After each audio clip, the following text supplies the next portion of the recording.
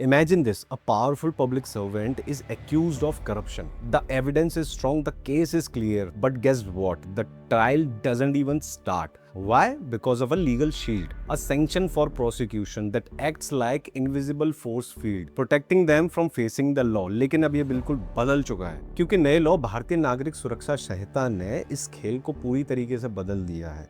ये सिर्फ एक नया लॉ नहीं है बल्कि एक प्लॉट ट्विस्ट है। पहले सिस्टम को समझते हैं। सीआरपीसी के सेक्शन 197 के तहत कोई भी जज, कोई भी मजिस्ट्रेट या पब्लिक सर्वेंट पर कोई भी क्राइम का इल्ज़ाम लगता है जो उसने अपनी ऑफिशियल ड्यूटी डिस्चार्ज करते वक्त किया हो, तो बिना गवर्नमेंट की परमिशन के कोर्ट उस पर केस सुन ही नहीं सकती थी। मतलब ऐसे ऑफिसर्स जो सिर्फ गवर्नमेंट के सैंक्शन से ही रिमूव हो सकते हैं, उनके लिए एक प्रोटेक्टिव शील्ड था।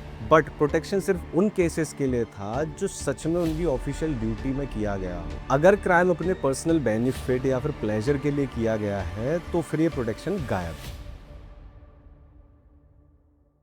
इस वीडियो की इन्फॉर्मेशन मैंने लाइव लॉ के एक आर्टिकल से ली है, लिंक डिस्क्रिप्शन में है, चेकआउट फॉर फर्दर इन्फॉर्मेशन। अब प्रैक्टिकल प्रॉब्लम ये थी कि गवर्नमेंट को सेक्शन के लिए जो एप्लीकेशन भेजी जाती थी ना, वो महीनों तक पेंडिंग रहती थी। गवर्नमेंट ना हाँ करती थी ना करती थी और इस चक्कर में केसेस जो है बिल्कुल पेंडिंग ही रह जाते थे। ऐसे ही एक केस में Vineet Narayan versus union of India में सुप्रीम कोर्ट ने कहा था कि सैंक्शंस के लिए मैक्सिमम 3 महीने का टाइम होना चाहिए और अगर कंसल्टेशन की ज़रूरत हो तो ज़्यादा से ज़्यादा 1 महीने का और एक्स्ट्रा टाइम। पर इस गाइडलाइन का असर उतना नहीं पड़ा जितना चाहिए था। सुब्रमण्यम स्वामी वर्सेस यूनियन ऑफ इंडिया में सुप्रीम कोर्ट ने ये सजेस्ट किया था कि पार्लियामेंट जो है एक डीम्ड सैंक्शन का कॉन्सेप्ट इंट्रोड्यूस करे, जिससे सैंक्शंस देना या ना देने का जो प्रोसेस है ना, उसे टाइम बाउंड किया जा सके। पर तब तक ये जो है फॉर्मली लॉ में नहीं था। और अब आता है बीएनएसएस का सेक्शन 218 जो सीआरपी के सेक्शन 197 की जगह पर आया है और सुनने में बिल्कुल एक मिलता जुलता ही प्रोविजन लगता है, लेकिन इसमें एक छुपा हुआ मास्टर स्ट्रोक है। सेकंड प्रोविजो ऑफ सेक्शन 218 का सब सेक्शन 1 ये कहता है गवर्नमेंट को 120 दिन के अंदर ये डिसाइड करना पड़ेगा, ये डिसीजन लेना पड़ेगा कि उन्हें सैंक्शन देना है या नहीं देना है। और अगर उन्होंने ये डिसीजन नहीं लिया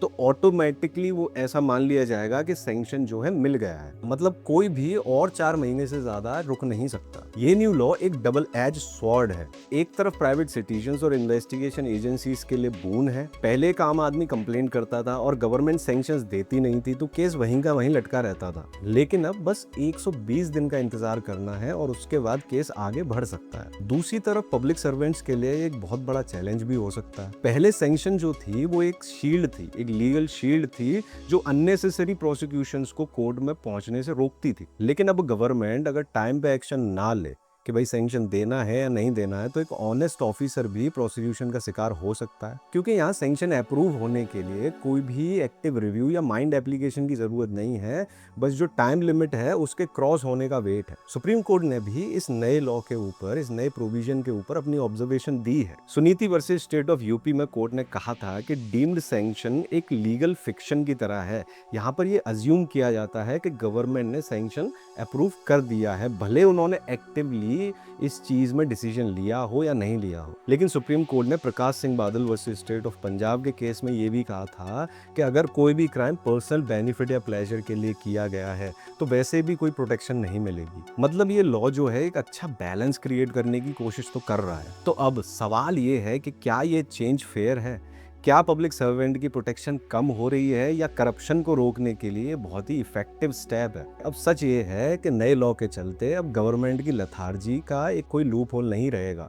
मतलब कि गवर्नमेंट जहां आलस कर रही है उसकी वजह से केस पेंडिंग नहीं रहेगा। एक आम आदमी अपने केस को कंटिन्यू कर पाएगा। लेकिन हाँ, कुछ ऑनेस्ट ऑफिसर्स हैं जो इस चीज का शिकार हो सकते हैं। लेकिन बीएनएसएस के नए सेक्शन 175(4) और 223(2) उनको कुछ नए प्रिविलेजेस भी देता है। एक हिस्टोरिकल शिफ्ट हो चुका है लीगल सिस्टम में और आने वाले टाइम में पब्लिक अकाउंटेबिलिटी और पब्लिक सर्वेंट्स के राइट्स, इन दोनों के बीच में परफेक्ट बैलेंस ये कर पाएगा या नहीं, ये तो अभी देखना बाकी है। आपका क्या कहना है? क्या ये एक फेयर रिफॉर्म है या फिर एक कंट्रोवर्शियल मूव?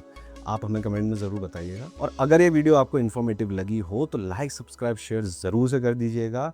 मिलते हैं अपन नेक्स्ट वीडियो में, बने रहिएगा। तब तक के लिए बाय बाय।